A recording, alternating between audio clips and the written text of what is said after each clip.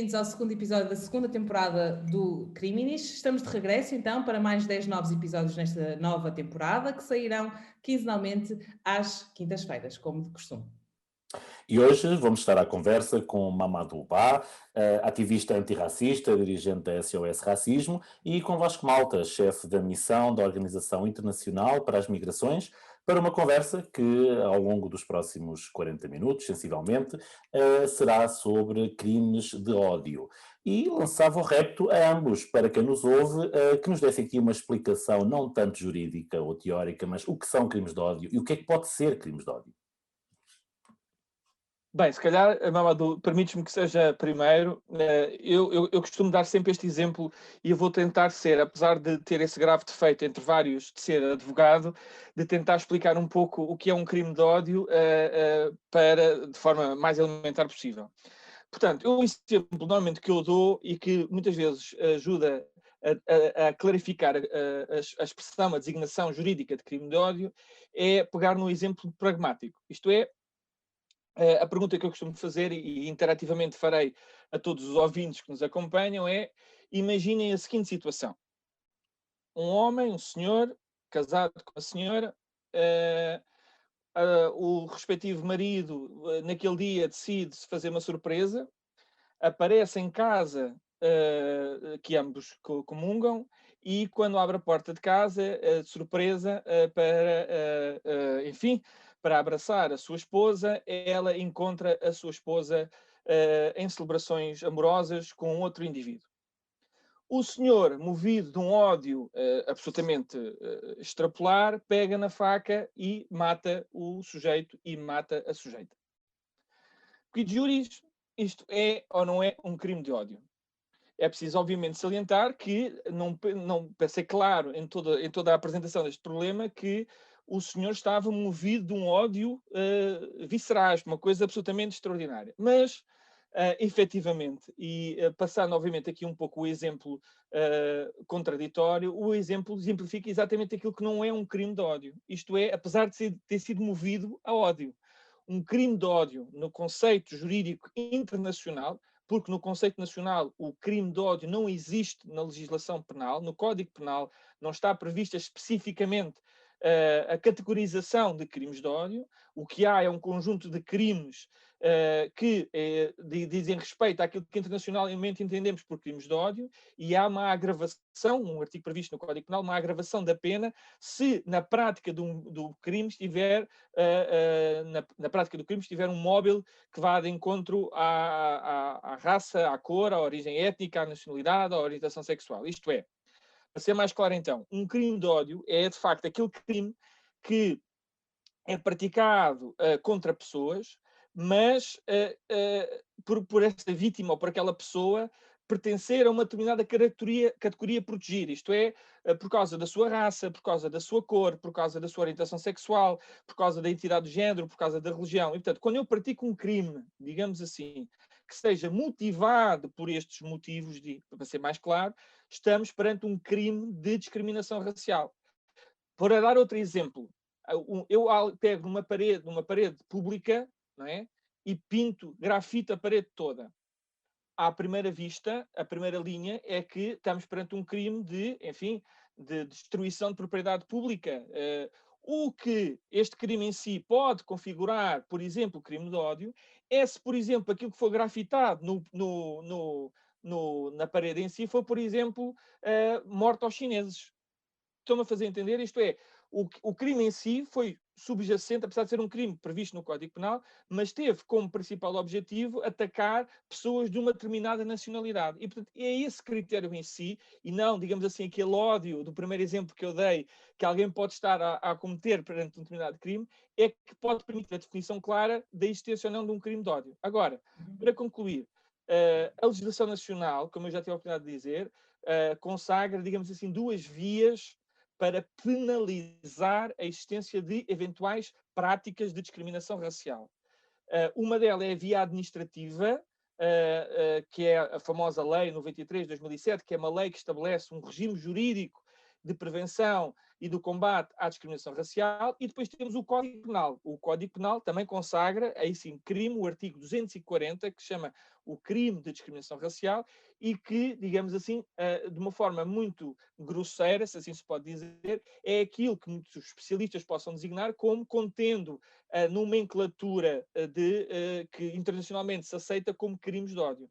E o artigo 240 fala exatamente deste crime de discriminação racial. Ainda que o próprio Código Penal prevê também, como eu já tive a oportunidade de dizer, uma agravação da pena quando existe um móvel de ódio ligado à raça, cor, nacionalidade, orientação sexual, enfim, um sem número de outros exemplos. E, portanto, do ponto de vista pragmático, há isto. Depois temos legislação avulsa, que também proíbe a discriminação, mas que não consagra especificamente os crimes de ódio, que é, por exemplo, o Código de Trabalho, que é, por exemplo,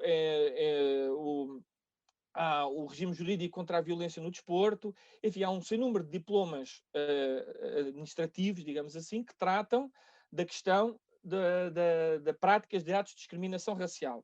Do ponto de vista estritamente criminal, o único que poderia tratar, que é a questão do Código Penal, consagra apenas, como eu já vos disse, o artigo 240 do Código Penal. Mamadou, do ponto de vista mais sociológico, mais... Antes de mais, obrigado pelo convite, pela oportunidade, e aproveito também para cumprimentar o Vasco, que aqui como companheiro de conversa.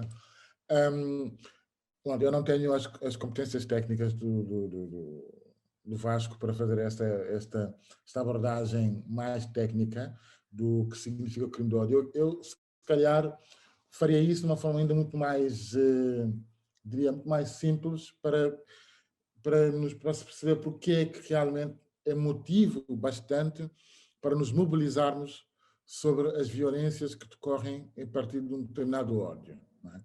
Como ele explicitou. Dando ainda exemplos ainda mais pragmáticos.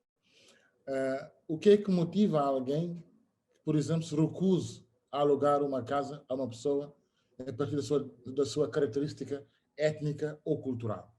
Não é? Uma pessoa negra, uma pessoa cigana, uma pessoa imigrante chinesa, ou seja, uma pessoa conceptualmente não branca, vê um anúncio num jornal ou numa agência imobiliária, quer alugar essa casa, telefona, não tem um sotaque afrancesado, por exemplo, como o meu, mas um sotaque limpinho, dizem-lhe que a casa está disponível, aparece para visitar a casa, vem a cor da paisagem e muda-se logo a opinião. Ou o que é que, por exemplo, impede alguém de autorizar ou de permitir que alguém aceda ao recinto de lazer. Já conhecemos vários casos desses, até figuras públicas conhecidas, né? Atletas medalhados, né? Que foram impedidos de aceder a um recinto de lazer. O que é que está por trás disso, né? Ou o que é que leva alguém a encontrar uma pessoa negra ou uma pessoa cigana num transporte público e desata a mandá-lo para a sua terra ou insultá-lo com outro tipo de insultos? Isso é o ódio. Agora, este ódio, como dizia o Vasco, evidentemente que ele não está tão tipificado de uma forma sequencial na nossa ordem jurídica, nomeadamente na ordem jurídica ordinária, não estou a falar das contraordenações, mesmo no âmbito penal, por uma razão muito simples, na minha opinião, é que, efetivamente, há aqui uma dificuldade grande em estabelecer o que é realmente o ódio racial. Não é? E nós temos visto, nomeadamente, por exemplo, no que tem acontecido com o aumento do discurso de ódio nas redes sociais, não é? Ou na comunicação social. A fronteira é tão tênue na definição ou na baliza do que significa um discurso de ódio, porque parte-se do pressuposto que o crime de ódio, para realmente o ser, primeiro ele tem que ter um móvel consistente, mas depois também tem que ter uma consequência prática, evidente, não é? Danosa sobre a vida de alguém. Ora, há várias circunstâncias em que o ódio, mesmo que ele não tenha materialidade concreta, ou seja, física, violenta, tem consequências dramáticas sobre a vida das pessoas, sobre as quais ela recai. Quando uma pessoa não pode aceder a um arrendamento ou não pode usufruir do espaço público em liberdade e em paz, né? Isso tem consequências na sua vida. É uma violência. Portanto, acho que nós temos várias formas de manifestação do discurso de ódio, infelizmente, na sociedade, que isso tem a ver com a questão, outra vez, a questão magna, né? O racismo estrutural. Nós temos, ainda há muito racismo na sociedade, e até, muitas vezes, sem que a maior parte das pessoas que o praticam, né, se apercebam que estão a praticar, se apercebam disto. Porque está tão ossificado na cultura, né, que nós partimos do princípio que é natural, é normal discriminar alguém por ser negro, por ser cigano, por ser chinês. Aliás, temos vindo a ver, né, o aumento da xenofobia na Europa é uma coisa absolutamente inacreditável. Qualquer pessoa que é tida por chinesa ou presumida como tal, logo quase é alvo já não é de xenofobia só, né? Nem de xenofobia, é do mesmo racismo, porque o preconceito está de tal forma enraizado e as narrativas fáceis, né, que se vão cultivando sobre determinadas comunidades alimentam também esta ordem. Né? A naturalização da própria xenofobia. É estrutural, a estrutura onde nós nos movemos é assim, não é? E, portanto, as pessoas é um dado adquirido que se movem e cujo discurso se norteia nesse sentido. E aproveitando isso, Mamadou, que estavas a dizer, nós temos aqui alguns dados que gostávamos de vos apresentar enfim, perceber também a vossa opinião relativamente a isto. Nós tiramos aqui alguns dados que nos dizem que entre 2016 e 2019 foram abertos 161 inquéritos relativos à discriminação e ao incitamento ao ódio e à violência, mas apenas 3 destes deram origem a uma acusação. Portanto, de facto, temos aqui um número muitíssimo baixo. Sim, e não sabemos quantos geraram condenação. Condenação, exatamente. Portanto, que problemas, que dificuldades estão na base enfim, deste procedimento jurídico para existirem apenas 3 acusações de 161 inquéritos em 3 anos que foram abertos. Não sei, posso começar, Vasco, ou queres começar tu? Eu acho que isto nos levanta questões muito sérias, não? Esses números. Alguns de interpretação até da cultura jurídica que nós temos, não é? Literacia ou não literacia jurídica, de quem é vítima e também de quem processa ou de quem percepciona os crimes como tais, não é? Se são crimes de ódio, se não são, os mecanismos que o cidadão tem ao seu dispor para se defender. E eu costumo dizer, e às vezes quando eu digo Caio Carmo e a Trindade, mas eu acho que uma das razões pelas quais nós temos uma fraca capacidade dissuasiva do nosso sistema judiciário relativamente às questões de ódio racial tem a ver com o próprio valor que o legislador deu ao crime racial e que a sociedade também dá ao crime racial. Se nós identificarmos o racismo como uma indignidade, uma violência, uma afronta à dignidade humana, e com esse valor, comparando com outras violências e outras violações da dignidade humana, se calhar a percepção do próprio aparelho jurídico e das vítimas e também dos perpetradores seria diferente, né? E nós teríamos tido talvez mais queixas e mais condenações, e não é assim. E posso, por exemplo, dar um exemplo pessoal. Eu há 3 anos fui alvo de uma emboscada da extrema-direita, que o país inteiro viu. E na sequência desta emboscada houve várias ameaças, algumas dessas ameaças de ódio racial, claro, que me chegaram por escrito, de uma das pessoas envolvidas na emboscada. Apresentei queixa, o processo seguiu os seus trâmites normais, resultado final, arquivamento. arquivamento. E é plausível, é aceitável, sim, que enfim, o instrutor, o procurador, não tivesse encontrado matéria suficiente para proceder, não é? Para a acusação. Isso tudo me parece até aceitável. O que me chocou naquela auto de pronúncia de arquivamento é a ligeireza com que o próprio sistema lida com as questões de violência e do ódio. Por exemplo, no caso das ameaças, uma das razões pelas quais o processo foi arquivado foi de que eu não fui capaz de fornecer os IPs e os URLs daqueles que me ameaçaram.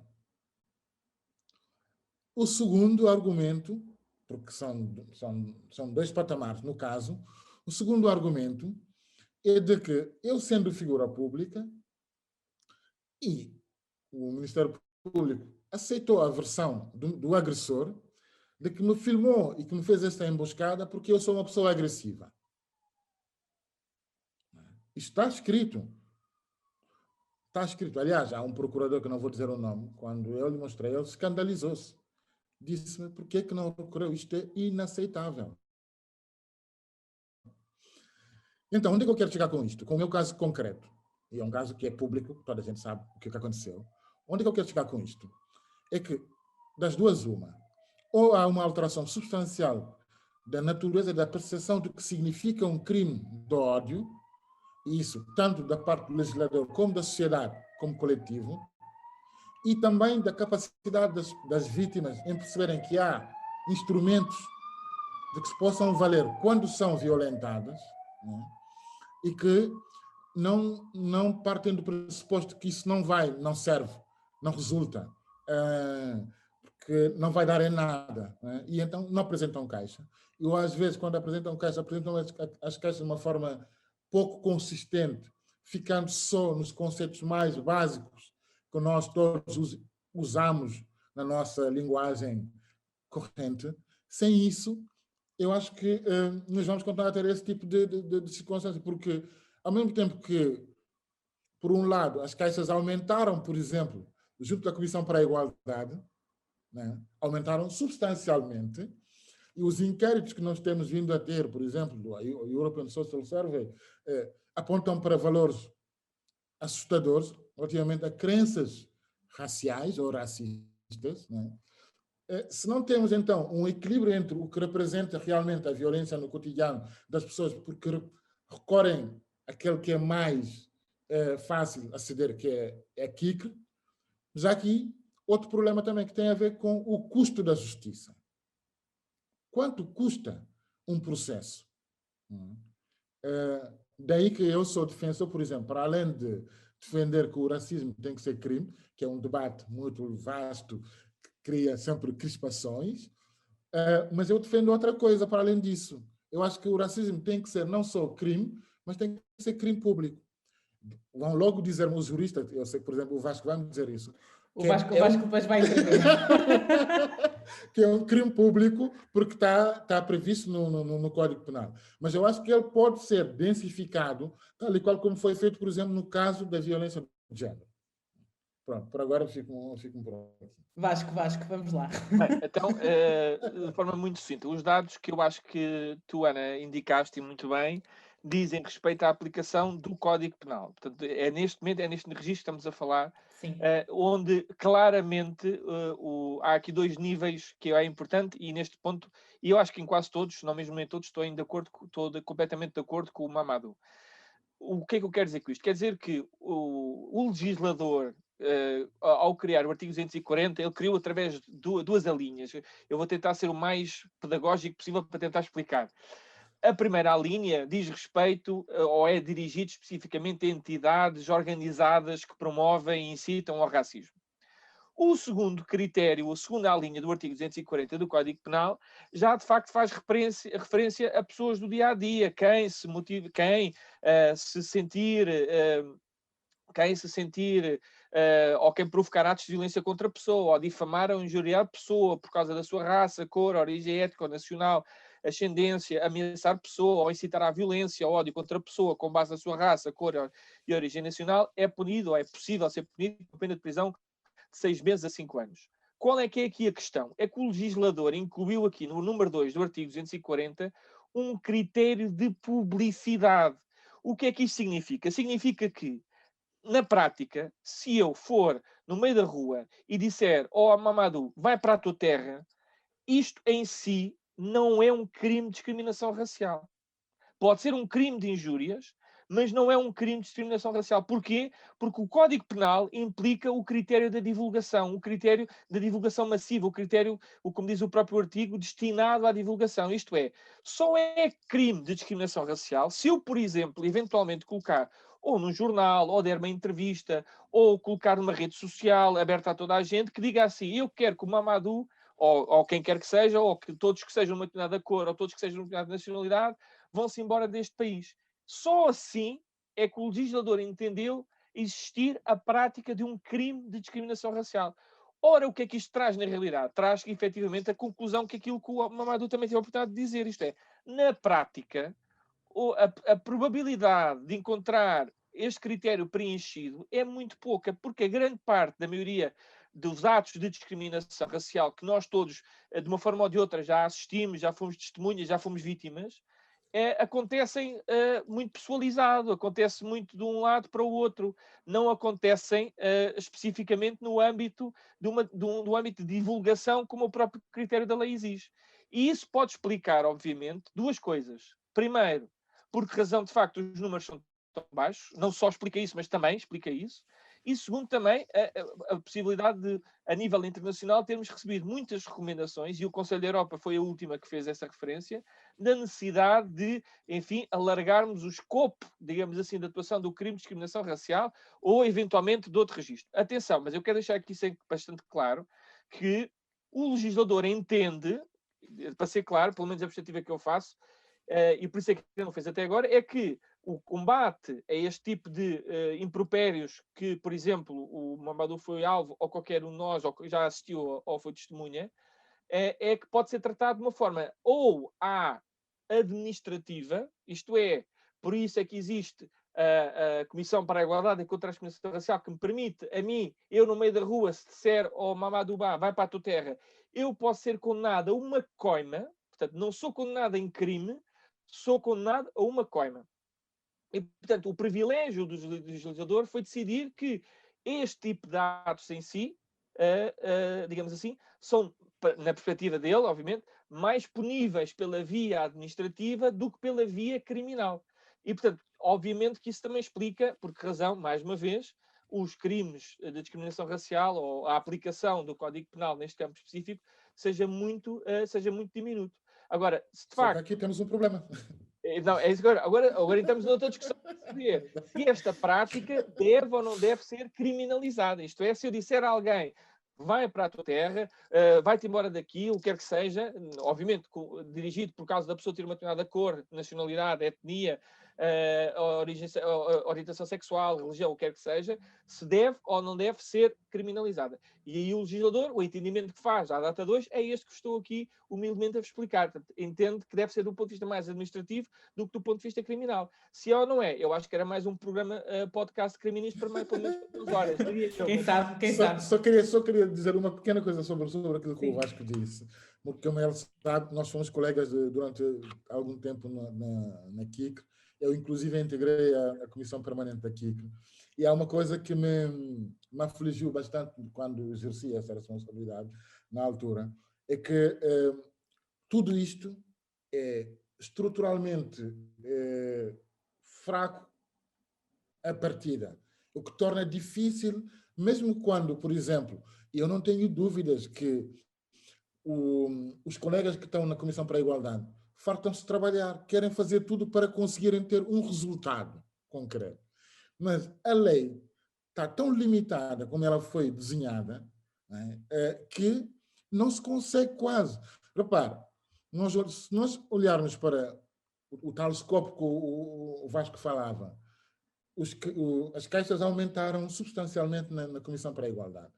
Mas a taxa por exemplo, os POCs, não é? Os processos de contraordenação na KICL são reduzíssimos. Ou seja, há um enorme de aberturas de processo, mas no fim o resultado é muito escasso.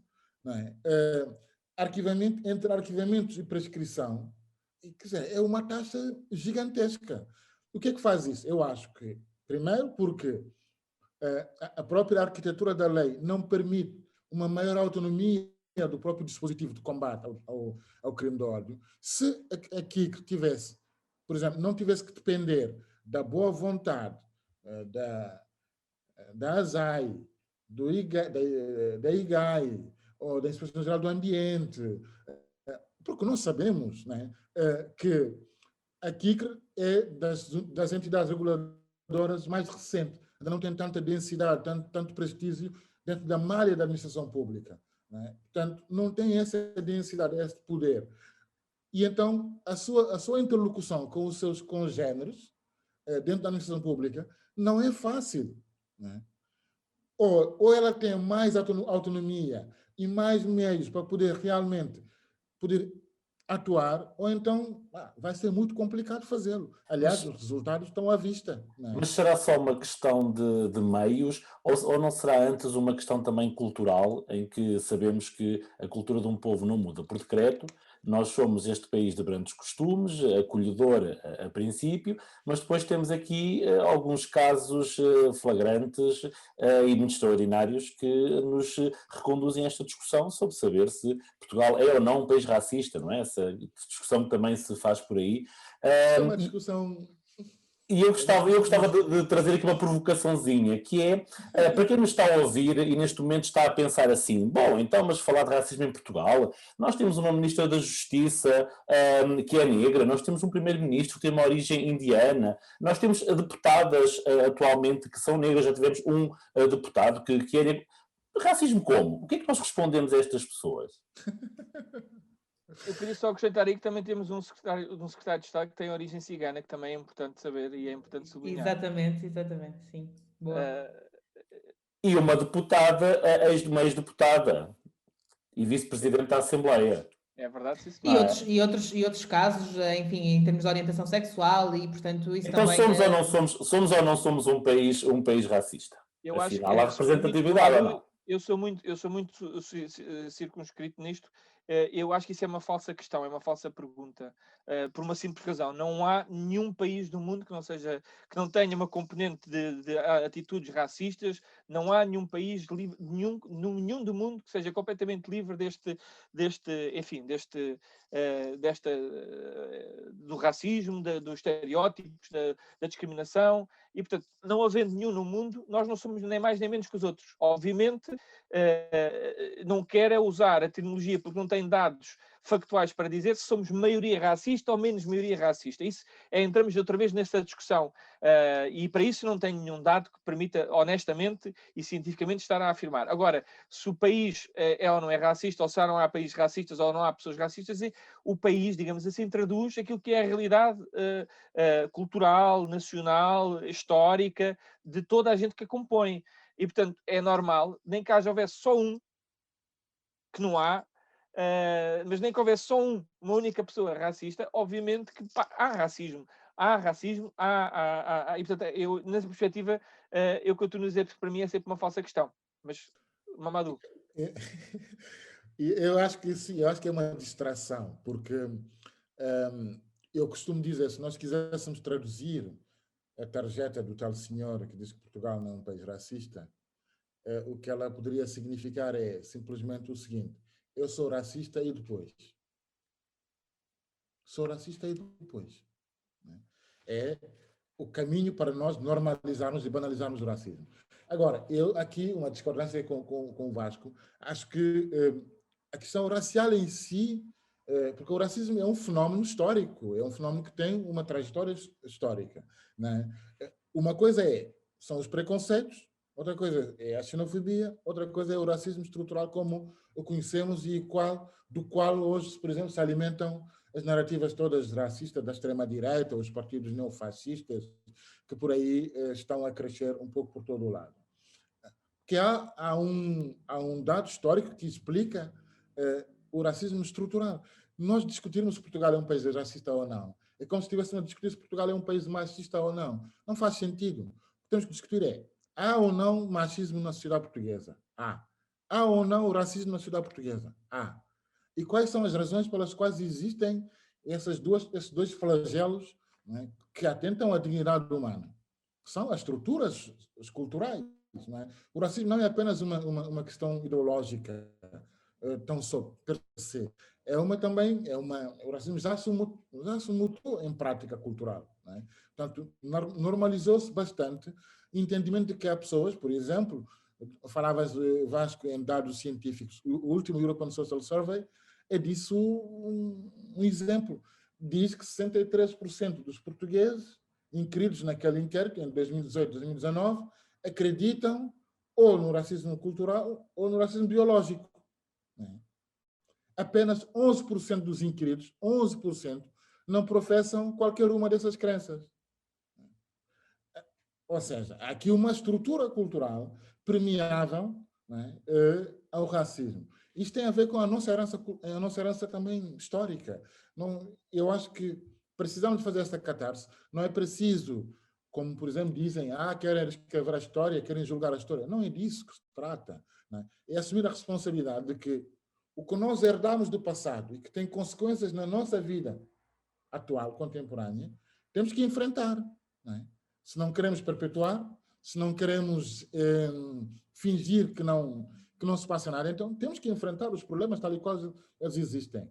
E o que nós temos vindo a assistir nos últimos tempos não é por acaso que um recente partido que se fundou teve a votação que teve. Nós podemos sempre falar dizendo que isto talvez não é transponível a base eleitoral de presidenciais para outro tipo de eleições. Mas há uma coisa a mim que me chama a atenção. Independentemente da transferência possível ou não desses votos de uma eleição para outra, há uma coisa que fica clara, que a ciganofobia rende. Não é? E por que ela rende? Porque ela tem uma base social sobre a qual ela pode se alavancar. Não é? Ela tem uma base social sobre a qual ela pode se alavancar. Ela não pode ser tão consistente como aparentemente transpareceu nos últimos resultados, mas há uma coisa que é óbvia, é que nenhum de nós pode dizer que uma ou outra vez, ou quase sempre, nunca ouviu uma piada racista contra ciganos. Isso não será também um manifesto de uma certa incompetência, com muitas aspas, do Estado para a integração destas comunidades? Há os dois lados, mas parece-me que a questão é muito estrutural, não é? Acho que faltam políticas públicas, na minha opinião, faltam políticas públicas concretas de combate ao racismo. Porque o racismo não se decreta só, não se acaba por decreto. As campanhas são essenciais, a produção legislativa é essencial, mas a isso tem que acrescer políticas públicas concretas em áreas-chave. Habitação. De que natureza? É isso que eu ia perguntar. Habitação, emprego, educação. Por exemplo, acho que na comunidade cigana está à vista que se houver uma aposta concreta em políticas orientadas, há resultados concretos. O salto que nós assistimos dentro da comunidade cigana, nomeadamente no que toca à escolarização e ao acesso ao ensino superior, é um dado concreto. Significa que não há segredo. É preciso vontade política para fazer. Se houver políticas orientadas para o acesso à educação para essas comunidades, medidas de ação afirmativa, nós vamos claramente estancar o fosso cada vez maior entre essas comunidades e a maioria da sociedade. Isso é também transponível para a habitação, para o emprego. Porque quando olharmos, por exemplo, para a precariedade habitacional em Portugal, quais são as comunidades que são mais fustigadas pela precariedade habitacional? Comunidades racializadas, ciganas e negras. Quais são as comunidades que são mais fustigadas pela precariedade laboral? Comunidades racializadas, ciganas ou negras. Quais são as comunidades que são mais castigadas pelo insucesso escolar? Comunidades ciganas, comunidades negras. Ou seja, é preciso investir ali, né? Mas investir ali também só por si também não chega. Há o lado simbólico. O Estado tem que ter política de ação simbólica, né? Eu acho que uma das coisas que Lisboa fez deve ser um exemplo. A Câmara Municipal de Lisboa, através do orçamento participativo, fez erguer o memorial às pessoas escravizadas, né? Pode haver outro tipo de iniciativas de intuito simbólico para nós termos uma narrativa coletiva que nos tire um bocado dessa ideia de um passado que tema em não passar, em que as pessoas estão completamente obcecadas com isso, e sabendo que a realidade demográfica, cultural do país mudou e vai continuar a mudar ainda mais, né? Ou seja, é irreversível o que está a acontecer. Portanto, se calhar, sim, apostar em medidas públicas, programas públicos, mas também em ações de foro simbólico, um bocado justiça restaurativa, narrativas mais integradoras, para que, por exemplo, o meu filho não volte a casa e me diga que não gosta do nome, né? Porque alguém gozou com o nome, porque não se projeta em qualquer outro herói nacional que exista, por exemplo, nos conteúdos curriculares. Há várias coisas a fazer nesse capítulo. Vasco, o que é que tem sido feito e o que é que falta fazer, então? Bem, várias coisas. Eu já quase como nota final, eu primeiro queria citar aqui um bocadinho, neste momento o diretor-geral da OIM disse que a pandemia veio sublinhar mais uma vez aquilo que é o perigo da desinformação e a forma como a desinformação alimenta a xenofobia, a estigmatização dos migrantes e eventualmente outros grupos vulneráveis. E, portanto, eu queria, obviamente, deixar isto de facto sublinhar neste momento. Isto é, se já vivíamos tempos complicados antes da pandemia, a verdade é que a pandemia ainda veio exacerbar ainda mais movimentos extremistas, veio movimentar ainda mais desinformação e veio fomentar ainda mais o perigo da desinformação. O que é que pode ser feito? É assim, vamos lá ver uma coisa. Nós iniciámos o nosso debate aqui hoje por falar exatamente dos crimes de ódio. Eu acho que, objetivamente, há sempre duas formas iniciais de combate ao racismo, para além de todas aquelas que o Mamadou fez. Portanto, uma pela via sancionatória e outra pela via da sensibilização. A via sancionatória, já aqui falámos, penso que estamos praticamente todos de acordo na necessidade de haver aqui alterações, quer pelo lado da perspectiva penal, que permite eventualmente alargar o escopo da atuação da lei, e pela via administrativa, que, como algumas das indicações dadas pelo Mamadou Ba, fazendo só aqui uma pequena paralelismo, se calhar um pouco mais técnico, mas que a instrução dos processos de contornação já não é só destas entidades, já está aberta inclusive à própria KICTR, mas claramente é uma área que é possível levar ainda mais investimento, e eu isso concordo inteiramente com o Mamadou Ba. Portanto, repetindo, pela via sancionatória e pela via da sensibilização. Pela via da sensibilização, há um sem número de atividades que podem e devem ser feitas, quer a nível da política pública, quer ao nível de investimentos que são eventualmente necessários serem feitos nestas áreas, no que respeita à formação, por exemplo, dos principais agentes do Estado, formação a nível das escolas.